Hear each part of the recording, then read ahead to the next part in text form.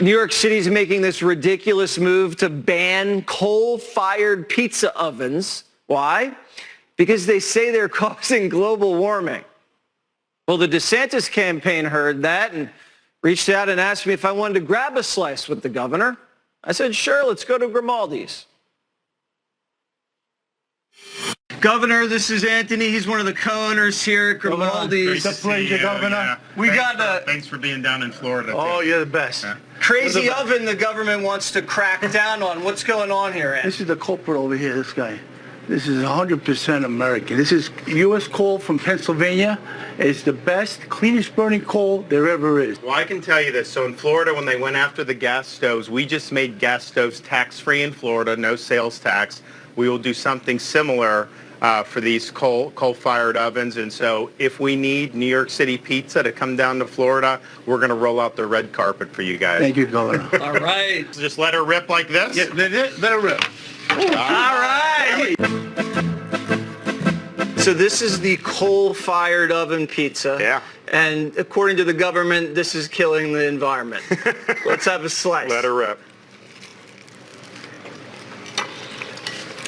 Oh, man. That's good. Really good.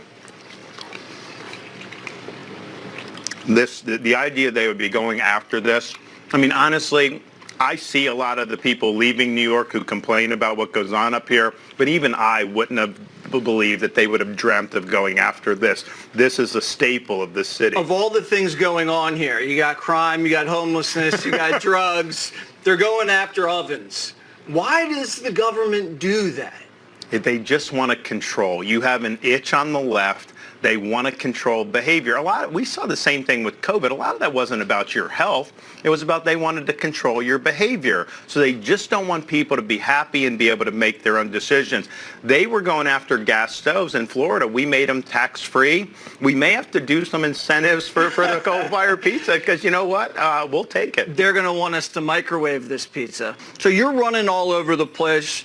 You're in the border. You just got back from Texas.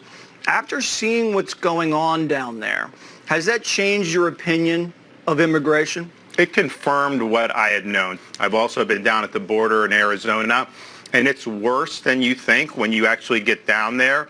And the impunity with which the cartels operate.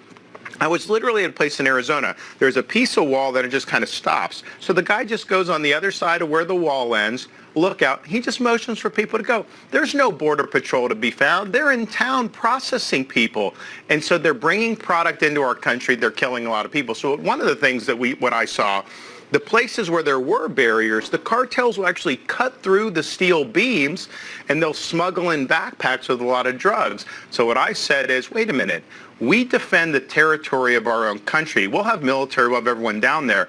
If you are in the cartels cutting through our fence to bring drugs in, that's going to be the last thing you do because we're going to leave you stone cold dead. We are having adequate rules of engagement. What is Bidenomics?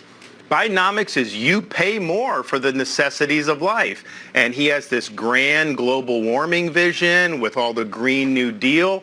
You will pay more for everyday energy, transportation, and groceries. We've seen it happen in other parts of the world. That's what he wants in store for the average American. He's listening a lot to AOC. AOC is probably right around the corner here. She has huge influence on this administration. Some people say the squad calls the shots at this White House.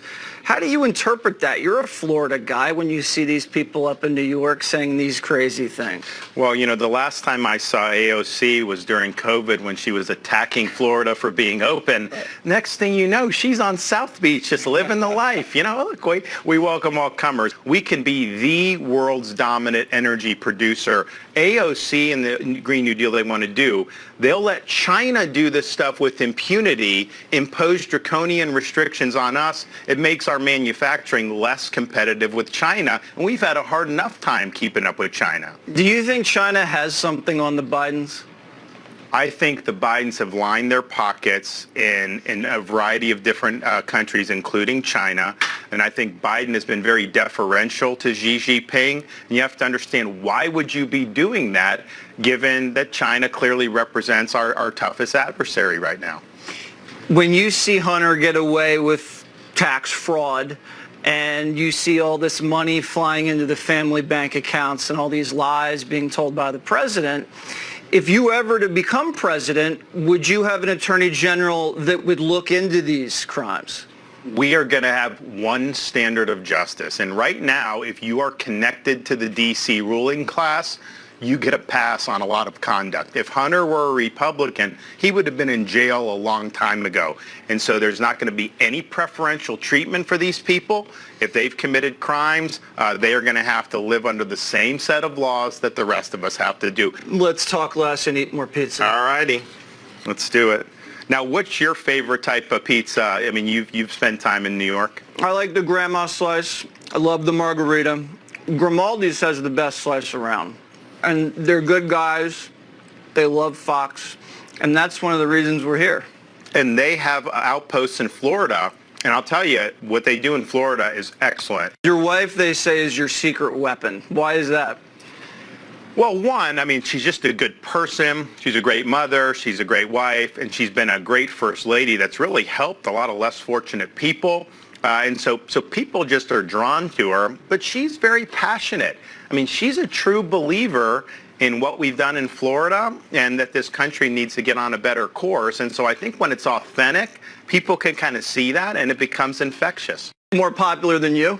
Look, I'll tell you this. I mean, she would never want to run, but I would, if I were like a Republican running in a primary, I would never want to run against her. I mean, she'd be really, really tough because people like her. Do you hear from voters in Florida, Ron, we miss you? You're out in Iowa, you're out in New Hampshire. Because I'm still working, though. So, you know, we're signing bills still. We're vetoing bills. We're still doing all of that. You're doing both. You're running for president and you're governor. I'm just sleeping less. Yeah. I mean, in fact, you know, we vetoed a bill on Monday. They wanted to raise interest rates on consumer loans. And I'm thinking, like, they already have enough Bidenflation. Well, let's stand up for the little guy here. So we did that. You know, we've signed some good legislation this week, and we do more. You just got to prioritize.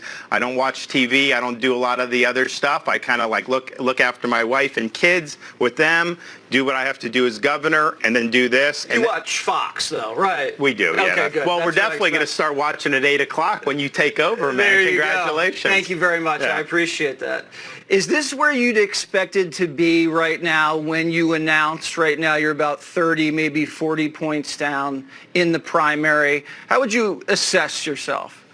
Yeah, look, I mean, most people aren't even paying attention there. I don't expect to see any major shakeup. I think as we'll go, we're laying the groundwork to be able to do well in Iowa, New Hampshire, South Carolina, Nevada, and Super Tuesday. It's laborious. And what I found in the early states, they know I'm a good governor. They know Florida's done well. They like me. And then when they get to see me talk about the vision, some of the things you and I've talked about, some other things, you know, they're really impressed and a lot of them want to help. And so we're just going to have to take that case in all those states for the next many months.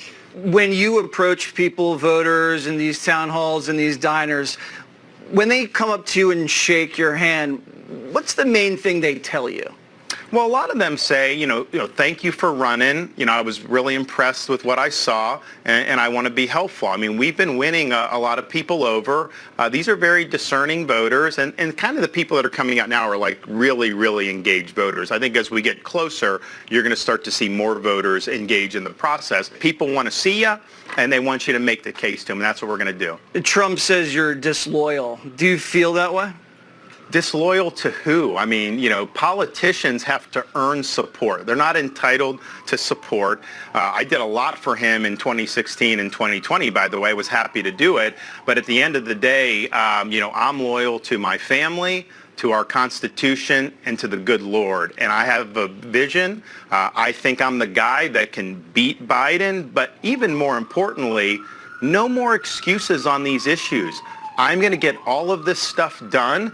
We'll have a plan on day one to get going and get cracking. We'll give you 2 great terms for 8 years and really get the country on a fundamentally different path. I think I'm the guy to do it, and so I have the responsibility to step up and serve.